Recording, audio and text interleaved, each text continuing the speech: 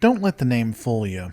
This isn't some fresh out of dry dock Starfleet engineering experiment built for banquets and balls, which has never been put through its paces. This is a frontline ship with years on her and decades of experience in her bones. The Admiralty may have given her a fresh coat of paint and slapped a G to her new name, but beneath all of that, she's a Titan. What the hell is that?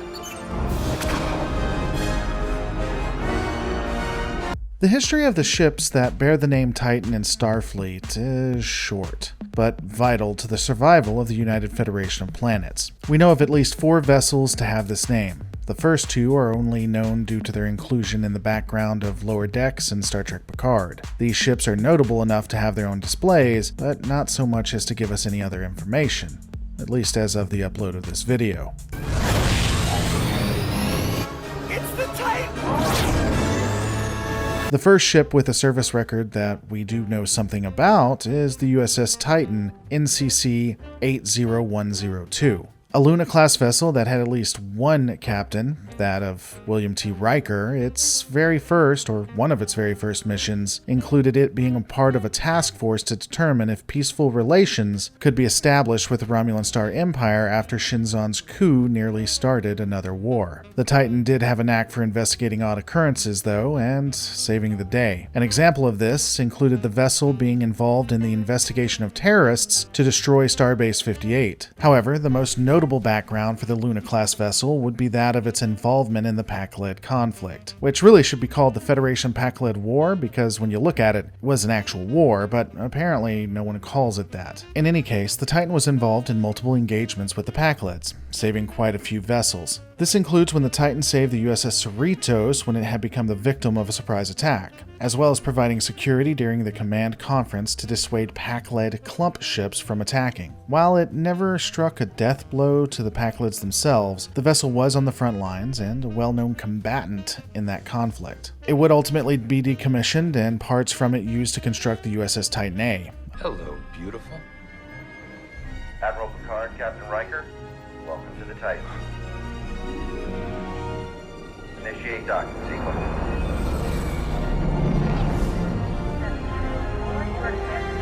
Constitution 3 class vessel, and don't get me started on them making variants of the Constitution this late in the game. I'll have a rant video for that later, but anyway. The USS Titan, NCC 80102, but now with a fancy A, was launched in 2396. Unlike its predecessor, the vessel was not originally considered a prestigious posting. It was launched under the command of Captain Liam Shaw. As stated before, the ship incorporated components from the Luna-class vessel, which primarily focused on the propulsion systems. By 2401, the vessel had completed over 36 missions. Even though it lacked a lot of prestige, it would have several notable figures that either served aboard it or visited it. This included 7 of 9, as well as Admiral Picard and Captain William T. Riker. The vessel ultimately would be at the center of a conspiracy that uncovered a plan to assimilate the Federation, which involved rogue changelings and a depleted Borg hive. The vessel most notably would become hunted by Starfleet, as it was thought at the time that its crew had become terrorists bent on chaos and destruction. This due to Starfleet being taken over by the changeling threat because,